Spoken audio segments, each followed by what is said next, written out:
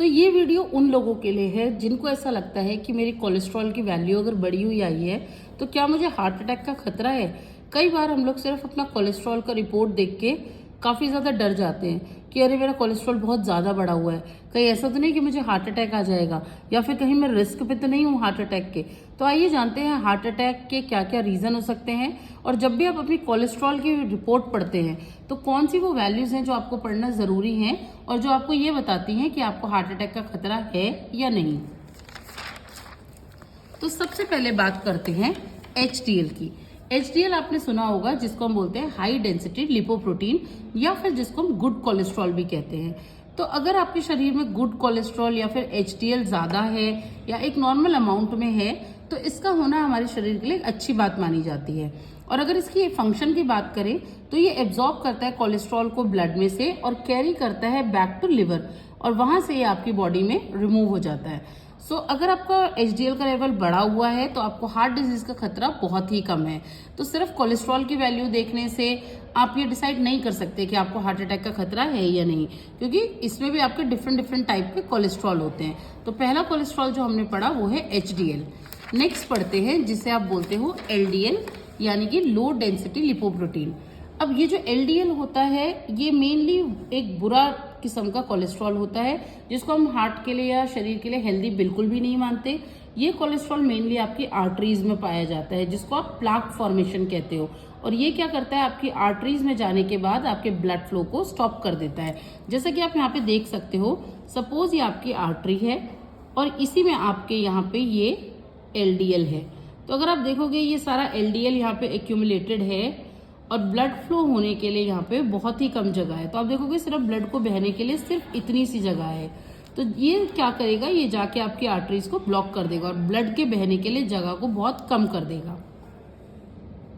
तो देखा आपने कि लिपोप्रोटीन किस तरीके से, लो डेंसिटी लिपोप्रोटीन हमारे बॉडी के लिए बहुत ही हानिकारक है, क्योंकि आपकी आर्टरीज को ब्लॉक कर देते हैं। तो वहीं पे बढ़ा हुआ HDL लेवल अगर है तो ऑब्वियसली ये एक रिस्क की बात है। तो LDL से डरना इज ऑब्वियसली जरूरी है। अब बात करते हैं कुछ नॉर्मल वैल्यूज की जो आपको जानना जरूरी है। जब भी आप कोलेस्ट्रॉल की रिपोर्ट देखो तो आप उसमें ये सारी वैल्यूज देखकर ही डिसाइड कर सकते हैं आप रिस्क पे हो या नहीं। सबसे पहले है टोटल कोलेस्ट्रॉल, जो कि रहता है हमारा 200 mg/dl से कम। तो हमेशा जब भी आप कोलेस्ट्रॉल की वैल्यू देखो हमेशा चेक करो कि आपका टोटल कोलेस्ट्रॉल कितना है। अगर 200 से नीचे है तो सिर्फ ये वैल्यू देख के आप सेफ नहीं हो, इसके अलावा भी आपको 3-4 पैरामीटर देखने हैं। नंबर 1 है HDL, जिसको हम बोलते हैं हाई डेंसिटी लिपोप्रोटीन या फिर गुड कोलेस्ट्रॉल। तो ये मेनली मेल में पाया जाता है 40 mg/dl और वुमेन में ये होता है 50 mg/dl। तो अगर इतना वैल्यू है तो ये आपके लिए ठीक है। अगर इससे ज्यादा भी है तो ये इंडिकेट करता है कि आप एक्सरसाइज कर रहे हो। सपोज किसी मेल में HDL की वैल्यू आपको 50 मिल रही है तो ये इंडिकेट करता है कि आप एक्सरसाइज करते हो, जिसकी वजह से ये वाला कोलेस्ट्रॉल जो कि गुड कोलेस्ट्रॉल है आपकी बॉडी में ज्यादा है। LDL की अगर बात करें जो कि एक पुअर कोलेस्ट्रॉल है, लो डेंसिटी लिपोप्रोटीन, इसकी वैल्यू है 130 से कम। सो ये डिजायरेबल वैल्यू मानी जाती है कि आपकी बॉडी में अगर ये 130 से कम है तो आप हेल्दी हो। अगर इसका लेवल उससे ज्यादा बढ़ रहा है तो ऑब्वियसली आपको रिस्क है हार्ट डिजीज होने का। और एक लास्ट वैल्यू है TGL, जो कि है ट्राइग्लिसराइड्स। सो ट्राइग्लिसराइड्स भी आपकी बॉडी में 150 mg/dl से कम होना जरूरी है। अगर ये सारे parameters under the normal range है तो आप बोल सकते हो yes you are healthy, your heart health is healthy, और आपके हार्ट को या आपको आगे आने वाले टाइम में कोई भी हार्ट अटैक की संभावना नहीं है। तो चेक करते हैं डिफरेंट कंडीशंस। सो हम बात करेंगे कुछ रैंडम कंडीशंस की जहां पे आप देखोगे कि आपको रिस्क है या आपको रिस्क नहीं है। सो फर्स्ट कंडीशन में कोलेस्ट्रॉल है आपका 200 से कम, HDL है आपका 40 से कम। तो इस कंडीशन में आपको डेफिनेटली रिस्क है, क्योंकि मैंने आपको बताया HDL आपका गुड कोलेस्ट्रॉल है और जरूरी है कि ये 40 या 50 से ज्यादा हो। अगर ये इससे कम है तो ये इंडिकेट करता है कि आप किसी भी प्रकार की कोई फिजिकल एक्टिविटी नहीं कर रहे हो। और अगर आपकी लाइफ में कोई भी फिजिकल एक्टिविटी जैसे कि walking, running, skipping, dancing involve नहीं है तो आपको हाई रिस्क है कि आपको किसी भी टाइप का हार्ट डिजीज हो सकती है। दूसरी कंडीशन है कोलेस्ट्रॉल है आपका 200 से कम और HDL है आपका 50 से ज्यादा। तो मैंने आपको बताया 50 से ज्यादा HDL इज एब्सोल्युटली नॉर्मल, और इस कंडीशन में आप किसी भी रिस्क पे नहीं हो और आप हेल्दी हो। इसके अलावा तो इसको हम बोलते हैं एथलीट पैराडॉक्स। एथलीट पैराडॉक्स जहाँ पे बिकॉज ऑफ एक्सरसाइज आपका HDL रहेगा 50 से ज्यादा, कोलेस्ट्रॉल भी रहेगा 200 से ज्यादा, लेकिन आपके ट्राइग्लिसराइड्स रहेंगे 150 से कम, और ये एक एब्सोल्युटली सेफ फिनोमेना है।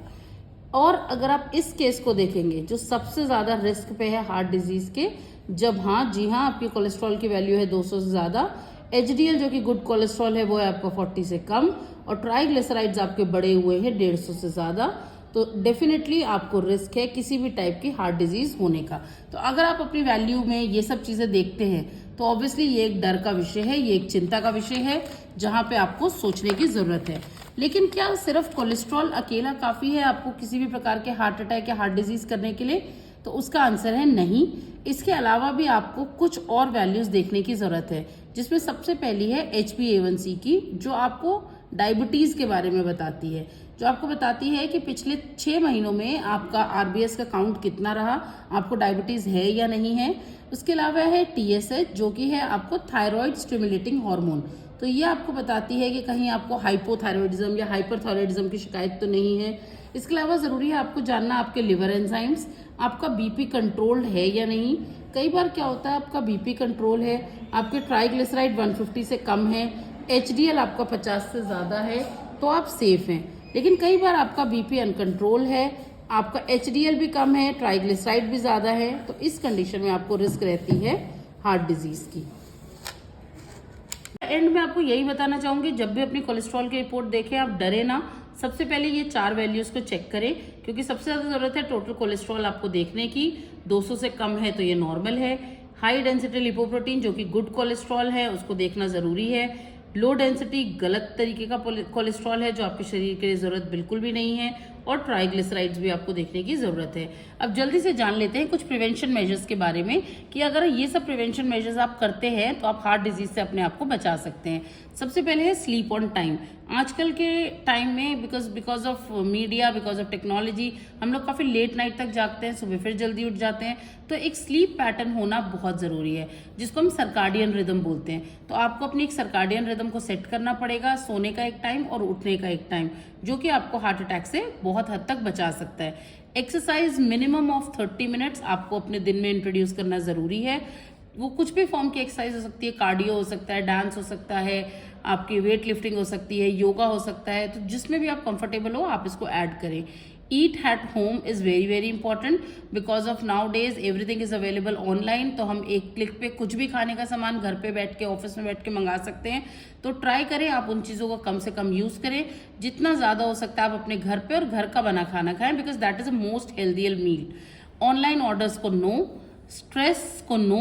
कई बार बहुत सारी ऐसी चीजें हैं जो हमें स्ट्रेस देती हैं, बिकॉज ऑफ स्ट्रेस ऑल्सो हमारा बीपी इंक्रीज होता है, जिससे कि आपको हार्ट अटैक का खतरा बढ़ता है। डायबिटीज और बीपी को कंट्रोल रखें, और कई बार आपका हार्ट अटैक जेनेटिक्स की वजह से भी पड़ता है। तो हो सकता है अगर मेरे घर में मेरे पेरेंट्स को, मेरे ग्रैंड पेरेंट्स को किसी को कार्डियक अरेस्ट की प्रॉब्लम रही हो, तो हो सकता है आप में भी वो जीन्स ट्रांसफर हुए हों।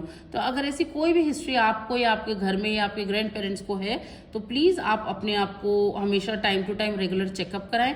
हर 6 महीने में अपने सारे रेगुलर ब्लड टेस्ट भेजें और अपने आप को हेल्दी रखें। So I hope everything is clear to you.